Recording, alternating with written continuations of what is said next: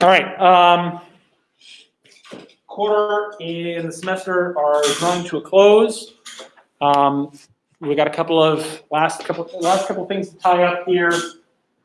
So let's see. Where's that?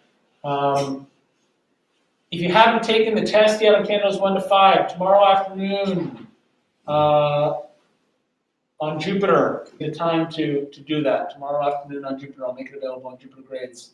So if you haven't taken that yet, please do so as soon as possible. Don't forget your first drafts.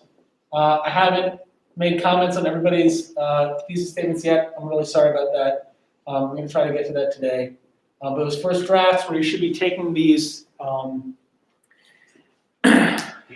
arguments supporting your thesis and fleshing them out. Each argument you're using to support your thesis, 3, 4, or 5 of them, each one gets its own paragraph here where you go a bit more in depth and you show what from the book, what lines, what quotes, what specific events support your way of looking at these things. So that's going to be what, the 15th. And, okay, that's a big thing. That, the test.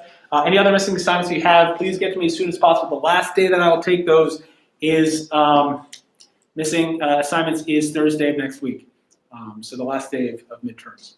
Midterms, probably been talked about in all your classes. Monday, there won't be any school. Exams, Tuesday, Wednesday, Thursday morning. Please be in dress code. For those, unlike in past years, we're not going to do all the subjects. We're not going to do all of one subject together. So instead of having all the English exams together at the same time, it'll go by period. I believe that on Tuesday, the first exam is your first period class. So you'll go to your normal classroom for that with your normal class and your teacher. You'll just be there for it's a double period, basically, for the exam. And then I think that this one is the second one that day. I think it's first and fourth period. Let me check that right now, and I'll write it up here. You still have school that Friday? No, Friday. If you miss it one of those days for some reason, if you're sick on a midterm day, then Friday's the day that you would come in to take the exam. But otherwise, you're off on Friday. So midterm schedule. All right, Tuesday, Wednesday. Yeah, let's write it this way. Tuesday, Wednesday, Thursday. If you're doing like single letter abbreviations of the days of the week, R is often used for Thursday, so you don't get mixed up with Tuesday. Let me check this. It's in my inbox here. As Mr. Stroot very kindly sent that email to all of us, telling us the schedule and everything else about midterms. Okay, so yes, Tuesday. It's your first period and your fourth period exam. Wednesday is sixth period, followed by third period. And then Thursday is second period, followed by fifth period. So if you don't have an exam at one of those times, you're not going to need to be there. So it looks like for the first exam, because of the coronavirus restrictions, we're not going to be letting you guys go after the first exam. You'll be able to hand them in after a certain point, but you should bring something to either to work on or to read, not your phone, or you can nap during that time before the second exam. After the second exam, then you can go, or if you don't have a second exam, you can just leave once you're dismissed from the first one. But please, dress code. So this exam will be the second one on Tuesday. And let's just talk quickly what the midterm's going to cover. We'll do a little bit of review today and a little bit of review on Friday, and that'll be that. So for the midterm, for this class, it's just going to be like these reading tests. There isn't going to be a writing portion to it because we had the writing portion because we have this essay that we're working on, and we've been doing all these writing assignments. So there's not going to be a separate writing section on the midterm. It's just going to be these factual questions based on the. So it's the Odyssey and. Right, Odyssey and Inferno. Not all of Inferno that we've done because we haven't had enough time to go over that. So let me just tell you quickly which books of those it'll be. So 9 to 12. Those are the most important ones. Are 1 to 5 and 9 to 12. And then we also did together. Where is it here? Oh, wow, that was this quarter. Crazy. Oh, wait, what? Oh, I see. We just didn't have any. No, here it is. There it is, 12. Yeah, let's just say 1 to 5 and 9 to 12, because those are the most important ones. So we get, in 1 through 5, we get the setting of all this. We're introduced to our main characters here with Telemachus and at his home with the suitors, his mother's situation there. We learn about what's been going on in Ithaca while Odysseus has been away. We see Telemachus try to take charge of the situation, both by speaking to his mother, also calling this council, where there's a sign of the eagles that come down. And the suitors refuse to go along with this. Telemachus, in their perspective, is just a boy. They don't want to listen to him. They sort of laugh at him. And then, after receiving this message from Athena, who comes in person to help him in disguise, he starts to go out on this voyage to leave Ithaca for the first time in his life and see if he can find any news of his father before he gives up hope that his father's still alive. And so he'll travel then to other parts of Greece, first to Pylos, where Nestor lives, one of Odysseus' comrades from the Trojan War. He speaks with him. Then he travels to Sparta and meets Menelaus and Helen, the most beautiful women in the world, over whom the Trojan War was fought. And we see Telemachus start to act independently here. Yes, he has this guidance from mentor Athena in disguise, but he starts to act as an adult in his world instead of just a child. And then we see also there, we finally see Odysseus trapped on this island with Calypso, where he's been for a few years. And then he leaves that island at the end of book 5 because Hermes comes to tell Calypso to let him go. Then in 9 through 12, after some adventures, Odysseus makes it to this island, Phaeacia, where they throw a feast for him. And at this party, this is his last destination before he gets home, but at this party, he tells the story of his adventures up to that point. And that's what we have in 9 and 12. It's this big flashback of what happened between the end of the Trojan War and where we see Odysseus in book 5. How did he get from Troy to Calypso's island? And so there are a number of different adventures there. Famous ones being the Ciconians, the Lotus Eaters, the Cyclops, of course, being a very important one, and everything around that. The Lastrygonians, Circe, this other seductive goddess that he encounters. And Circe first sends him to find out some more bad news, basically, about how Odysseus is going to be able to remove this curse that Poseidon has put on him in revenge for blinding the Cyclops Polyphemus, who's Poseidon's son. And so in order to find out how to remove the curse, Odysseus is going to have to go to the underworld. And so then we get in book 11, Odysseus' descent into the underworld and speaking with the spirits there. We see his mother. We see Tiresias, who tells him to, this blind prophet, who tells him how he can remove the curse. We see many of the heroes from the Trojan War, including Achilles. And we see some people being punished there in the underworld. Sisyphus and Tantalus being the most important. After returning to Circe with this information, Odysseus then, Circe had tried to turn his men into pigs, or had turned his men into pigs, and there was that whole incident. But after returning to Circe and then leaving her, he ends up at Aeolia, where the king of the winds lives, and gets this bag of winds, which doesn't do him any good because his men cause issues for him. And then Circe tells him, no, I guess Aeolus is before Circe. Anyway, after he gets back to Circe, she tells him what's going to come next. And we have these very famous obstacles he's going to have to pass. The sirens with their song that draws you in. The clashing rocks that destroy ships. And then Scylla and Charybdis, these two monsters. The one Charybdis, this whirlpool. And then Scylla, this this creature that lives in the cave and eats human flesh.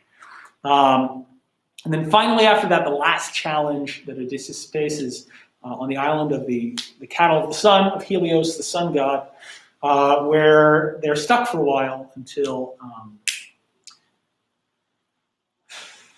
his men finally, out of hunger, kill and eat some of the cattle of the sun, and that dooms them. So then shortly after leaving there, all of Odysseus' men and all the ships are destroyed in the storm. And he makes his way by himself to Phaeacia, which is where he started. Makes his way to Calypso, which is where we first saw him. Okay, and that's the second half of the book there with his return.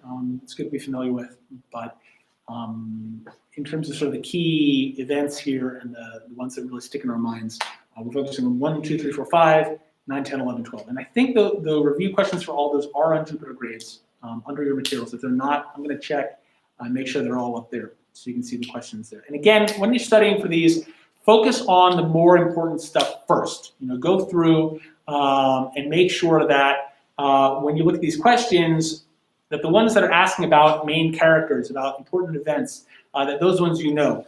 Then, once you feel like you've got that down, then you go back and you try to get these really nitpicky ones down, where it's small details.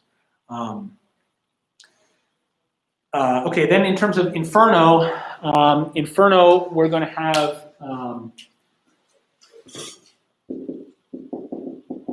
1 through 5, of course, which we had the test on. And then, again, we skip after 5, and we go to, 8? I'm not sure after that. Come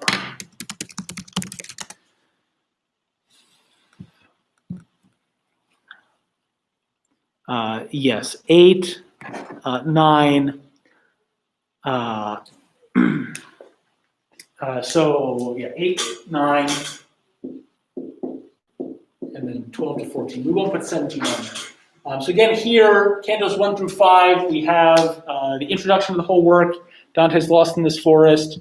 He meets Virgil. They start on this journey through hell. We see the gate of hell. We see the souls of the undecisive in the vestibule, it's often called, to hell.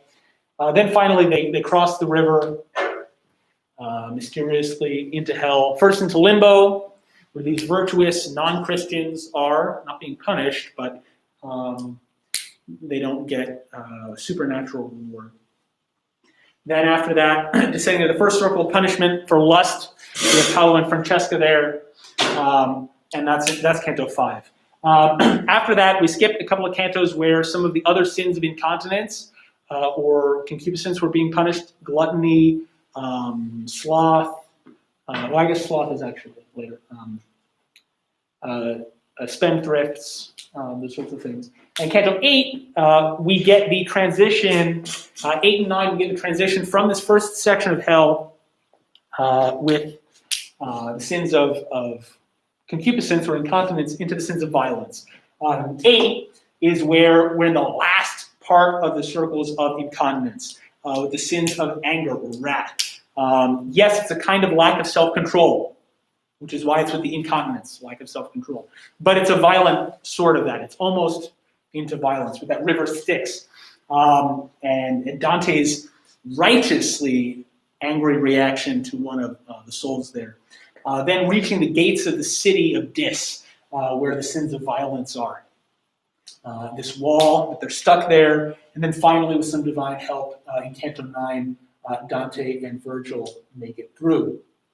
Then, after briefly at the end of Canto 9 seeing the heretics being punished just inside the walls of Dis, we went down, skipping the rest of the heresies there, skipping to the sins of the seventh circle, where these 3 different types of violence are being punished. First, violence against others, with the river of boiling blood, the river Phlegethon, and the centaurs there, people with different depths in this blood, depending on how serious their violence was. They cross on the back of one of the centaurs. Then after the sins of violence to oneself, suicide, and profligacy, the destructive wasting of resources. So there are the trees there that speak, the suicides, and also the profligates who are being chased through this forest. Then in 14, we get introduced to the last part of sins of violence, violence against things that are above the human order. So violence against nature, violence against human society, violence against God. So blasphemy, usury, and sodomy, those three sins there. With the burning sand. 17, which you started reading, but we'll read again starting from the beginning. 17 really starts to transition us into the last major section of hell, fraud. So we're actually going to save most of our discussions of fraud. I do want to read a few cantos in that section, but that's going to have to wait till next quarter. Notice that these first 14 cantos, less than halfway through the Inferno, brings us most of the way down to hell. Most of the Inferno, or really half of it actually,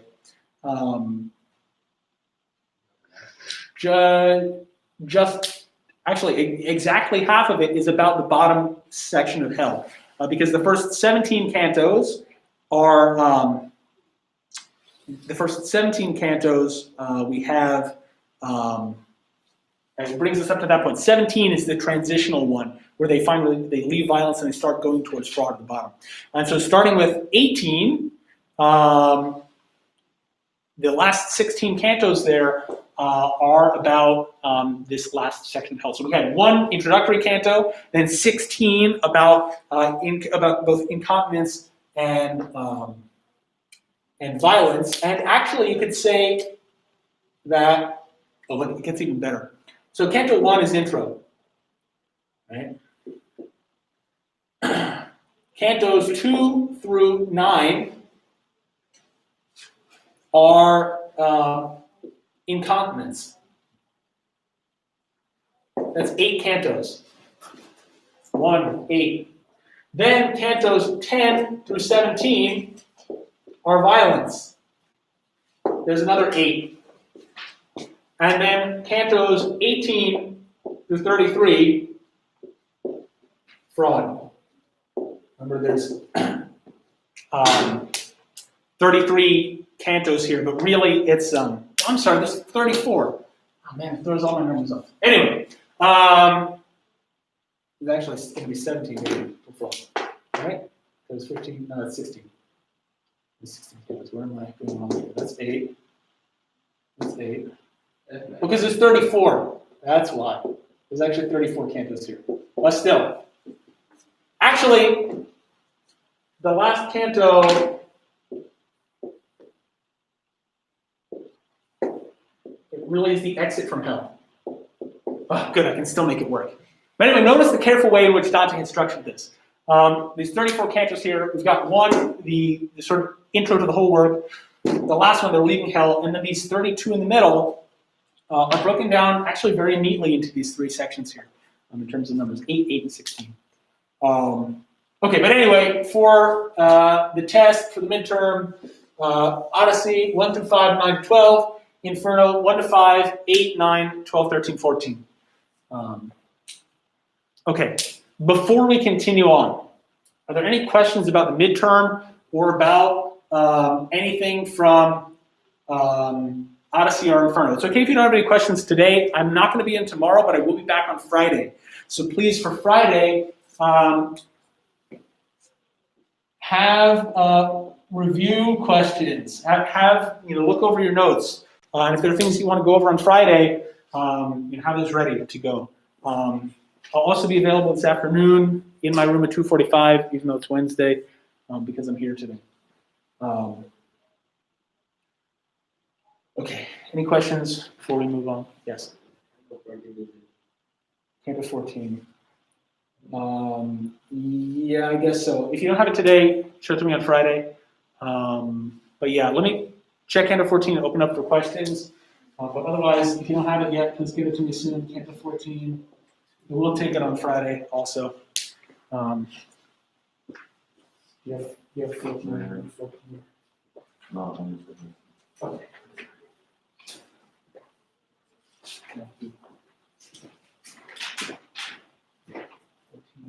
All right. Good. Let me get that in. Okay. Are there any questions from Canto 14 that you wanted to go over? Okay. John. Oops. Asa. Okay. Okay. So then let's turn to 17. So if you look here, let's go back to this overview of hell on page 172. You look at that one, that's within Canto 11. Just to get our overall roadmap set here. So we see the sins of violence, the phlegethon, the wood of the suicide, and the burning sand. That's where we had been. And then we have the Great Barrier and waterfall right below there. Notice that this is the biggest single drop in hell. It's between circles 7 and 8, between the sins of violence and fraud. It's almost, I mean, up to this point, it's been a fairly steady descent. There are some bigger drops than others. There's this big drop between heresy and violence. But here we have an even bigger gap between them. And that lines up here with the relative importance of these sections of hell and the seriousness of them. Dante spends twice as much time on the sins of fraud in this bottom section of hell as he does in either of the two top sections. The Great Barrier here is what they're going to be approaching here at the edge of the burning sand, heading down into the pit, into the darkest and worst parts of hell. So Canto 17 is going to start on page 223. At the end of Canto 16, Dante and Virgil had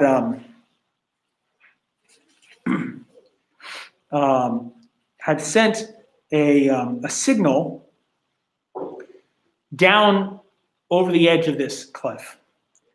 Dante has this cord around his waist that he wears, and they toss it over the edge at the end of Canto 16.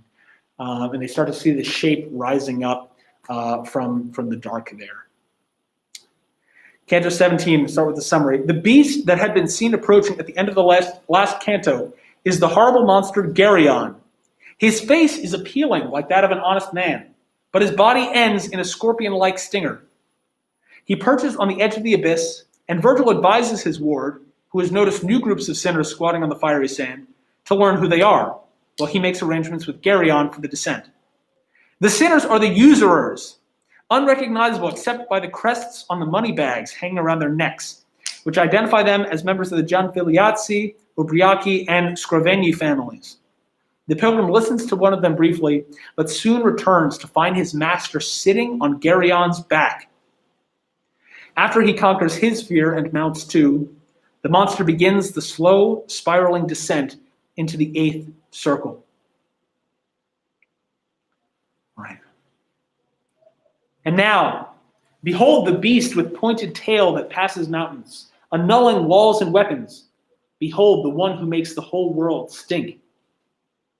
These were the words I heard my master say as he signaled for the beast to come ashore, up close to where the rocky levee ends. And that repulsive spectacle of fraud floated close, maneuvering head and chest onto the shore, but his tail he let hang free. His face was the face of any honest man. It shone with such a look of benediction, and all the rest of him was serpentine. His 2 clawed paws were hairy to the armpits. His back and all his belly and both flanks were painted arabesques and curlicues. The Turks and Tartars never made a fabric with richer colors intricately woven, nor were such complex webs spun by Arachne.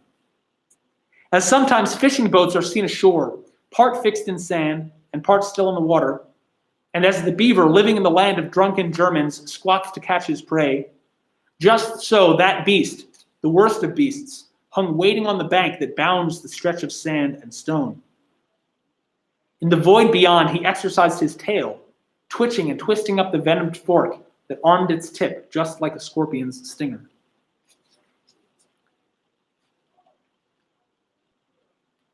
So we know from the introduction here, this is Geryon.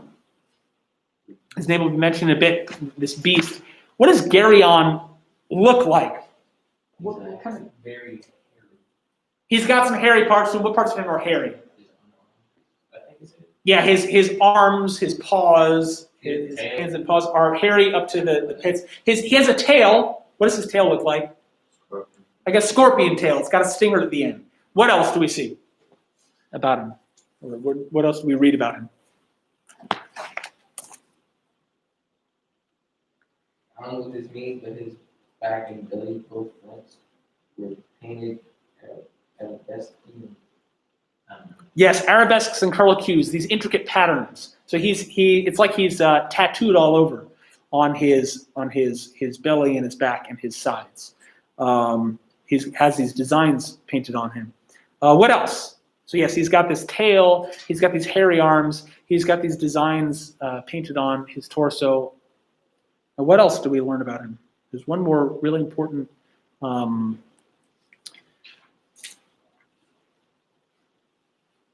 Here. He's an honest person, or he can like change his facial features. Well, he looks honest. That's what his face looks like. He's got this very honest-looking face. It's got a look of benediction, of blessing. It just makes you happy and feel love to look at his face. Why? Where is Geryon going to bring them to? Fraud. It's in the fraud Oh, okay. of deception. Yes, his face. Deceiving. Beautiful, deceiving, honest. You trust him. You look at him and you trust him. But then you start to look a little bit further, and he's got these strange designs all over his body. You look at his arms. His arms are hairy, and Dante doesn't use the word hands to describe his hands. He says paws, like animals' hands. And you look even further, and back behind him, like a scorpion's tail, and not only does it have that stinger at the end, but it curves back. Back behind him, and yet still ready to strike, he has his tail. Yes. Geryon is I won't say walking, because he doesn't walk, but already here we get this sort of vision of fraud,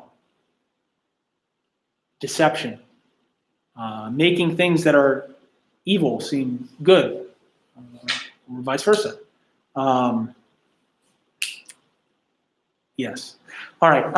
And we'll read a little bit more about this when we get towards the end.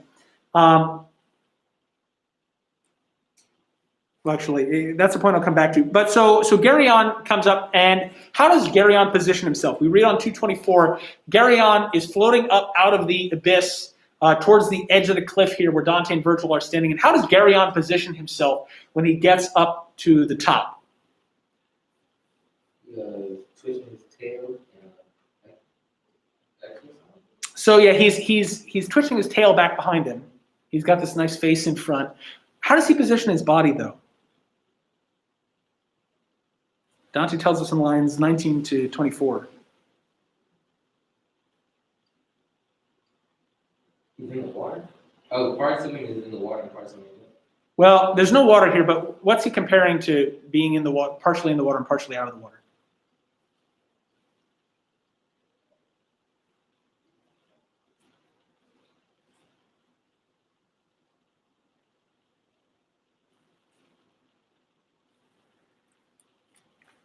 There are two different things that Dante compares Geryon to in lines 19 to 24.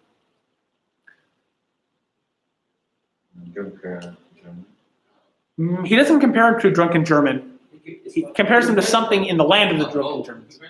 A boat. Right, so a fishing boat, what has happened to this boat?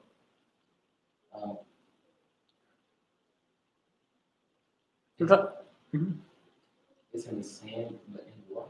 Right, so it's been partially pulled up onto the shore. So the front part of it is in the sand and the back's in the water. And if you've ever done this with a boat, a small boat, like a canoe or something, when you pull that front part up, you have to pull enough of it up so that the back part, which is still in the water, doesn't float away. The front of it is very stable. You step into there and the boat's being supported by the sand underneath. You step in the back part's going to wobble because it's got water underneath. It's floating. Yes, so So he's like on the cliff. yes, he's here on the edge of the cliff. He's got the nicer looking parts of him up above the cliff and the not so nice parts down below. And again, compared to here, this boat here where it's stable in the front but not in the back. Halfway in between, it's sort of deceptive. And what's the other thing that Dante compares Geryon to? What thing that lives in the land of drunken Germans does Dante compare? A beaver. How's the beaver? He's squatting. Yeah, so he's squatting there, waiting to catch something. And what kind of life do beavers live? Lead. What kind of life do beavers lead? Death escaped from the beast. Well, Dante and Virgil are going to go to Geryon. He's going to help him out. But a beaver, where does a beaver live? Not the water. No, not the water. It's like, I don't even know where he lives. Underground. The beavers live this life partially in the water and partially on land. And their homes they make in the water. They make these dams. They live in the water. They're also weird-looking creatures. From most of them, they look like any other large mammal. But then they've got this weird, wide tail at the back. So the image here of a beaver is appropriate also, in that there's this disconnect between the way the front looks and the back. Also, this predatory aspect of the beavers, and this tension between land and water that we have with the boats. Notice how Dante's tying a lot of things together here. Quick comment. Dante says the land of the drunken Germans. Why is Dante casting shade on the Germans? Anybody have a guess? You think back to Dante's life and his world that he lived in. Why would Dante be casting shade on the Germans? Yeah, it wasn't the Gulf of Germany. There were Gulf and then there was their team. Yes, so Dante was a Guelph, and the Guelphs supported The Pope. the Pope. And the other team was German. Right, the emperor, whom the Ghibellines supported, the Holy Roman Emperor, as he was called, they were Germans, ethnically. So here Dante's here bringing in a bit of his political situation into this. Just, the quick little mention there, associating these Germans with these deceptive beasts, maybe. Okay, yes. All right, continuing from line 28. My leader said, now we must turn aside a little from our path in the direction of that malignant beast that lies in wait. Then we stepped off our path down to the right and moved 10 paces straight across the brink to keep the sand and flames at a safe distance. And when we stood by Geryon's side, I noticed a little further on some people crouched in the sand, quite close to the edge of emptiness. Just then my master spoke. So you may have a knowledge of this round that is complete, he said. Go and see their torment for yourself. But let your conversation there be brief. While you are gone, I shall speak to this one and ask him for the loan of his strong back. So I continued walking all alone along the seventh circle's outer edge to where the group of sufferers were sitting. The pain was bursting from their eyes. Their hands went scurrying up and down to give protection here from the flames, there from the burning sands. They were, in fact, like a dog in summertime, busy now with his paw, now with his snout, tormented by the fleas and flies that bite him. I carefully examined several faces among this group caught in the raining flames and did not know a soul. But I observed that around each sinner's neck a pouch was hung, each of a different color with a coat of arms, and fixed on these they seemed to feast their eyes. And while I looked about among the crowd, I saw something in blue on a yellow purse that had the face and bearing of a lion. And while my eyes continued their inspection, I saw another purse as red as blood, exhibiting a goose more white than butter. And one who had a blue sow, pregnant looking, stamped on the whiteness of his money bag, asked me, "What are you doing in this pit? Get out of here." And since you're still alive, I'll tell you that my neighbor Vitaliano will come to take his seat on my left side. Among these Florentines I sit, one Paduan. Time after time they fill my ears with blasts of shouting, "Send us down the sovereign knight who will come bearing 3 goats on his pouch." As final comment, he stuck out his tongue, as far out as an ox licking its nose. And I, afraid my staying there much longer might anger the one who warned me to be brief, turned my back on these frustrated sinners. Before they go to Geryon, Dante goes over and he sees some representatives of the third group of sinners being punished here in the Burning Saints. We saw blasphemy with Campanius back in Canto 14. 15 and 16 focuses on the Sodomites. And then 17, we have here the last group. What was the last of the 3 sins being punished here? Blasphemy, sodomy, and... it's sort of along those lines. It's not quite greed. It's a bit more specific than that. It's a sort of technical thing that we don't think about much these days. Yeah.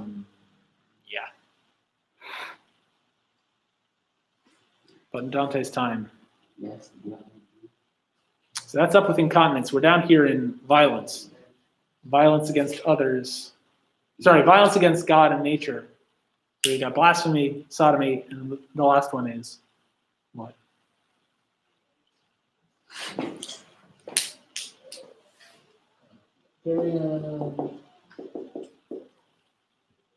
This is usury.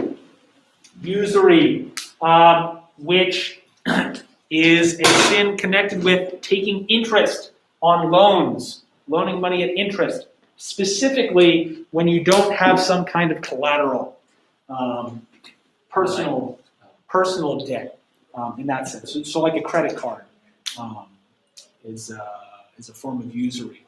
Oh, I'm sorry. It's okay. Hi, can I It's okay. You can, yeah, sure. You can just set it down. Yeah, okay. And so that's okay. And so the Christian church used to talk a lot about usury, be very concerned with it. Now they don't, for whatever reason. But usury, taking interest on loans, particularly when there's no, when it's just collateral. When there's no collateral, and the person themselves is the collateral. Because then, if you loan someone money and there's collateral, then they're not able to pay back. They lose the collateral. All right, it's done. But when there's just the interest there, there's nothing that they can do to get out of that. It's also seen as being a way of sort of inventing money out of no labor. Money is supposed to be a representation of human labor. And here, that interest, that's not coming from their labor. But so anyway, usury here, and so we see these ones are crouching. They're unable to get rid of the fire that's falling onto them. But what are they paying most attention to? Yes, their hands are all over trying to put out the flames. They're like dogs in summer with nasty fleas and flies and stuff. But what are they focused on? What are their eyes looking at here? This also explains why they're crouched. We're looking at on page 225. The coat of arms. Yeah. A pouch, right. Around each sinner's neck, a pouch was hung, each of a different color with a coat of arms. And fixed on these, they seemed to feast their eyes. They've got these pouches on strings around their necks. This is part of why they're crouching, because it's hanging there and they're staring at it. This was a way of carrying money in that time. And they're painted different colors with different symbols on them representing the families that they belong to. So we see this one family, their crest involved, it was yellow with a blue lion on it. That's the one in lines 59-60. And then in the next stanza, it was red with a white goose on it. And then another one, a white background with a blue sow. What's a sow? Sow. Never heard of it. Sow is a female pig. particularly one that has given birth, is a sow. And so sows are gigantic animals. The Stolmans have a sow that's because they can keep making piglets, whereas the boy pigs, you just grow them until they're juicy enough to eat, and then you slaughter them. But the sows, they live for a few years or more. I don't know exactly how long they live, but also, and so pigs just continue growing. And then in addition to that, they bear these massive litters of piglets. It's not just one or two; it's like 12 or 14 that they have. So this is a pregnant sow. This is the gigantic animal here, and pigs are not the most attractive of animals often. So Dante's choice here of talking about this pregnant sow, it's like got this giant belly. Yes, so they're symbolizing the different families they belong to. Apparently these were families from Florence and from Padua, another city in northern Italy, who were money lenders, usurers. All right, and we'll pause there for now. We're out of time. So finish Canto 17, finish reading that by Friday. So let's have the Canto 17 questions due for Friday. During the day, I'll check those. Tomorrow I won't be in, so you can work on Canto 17 during that time, or your first drafts. And yeah, thank you very much.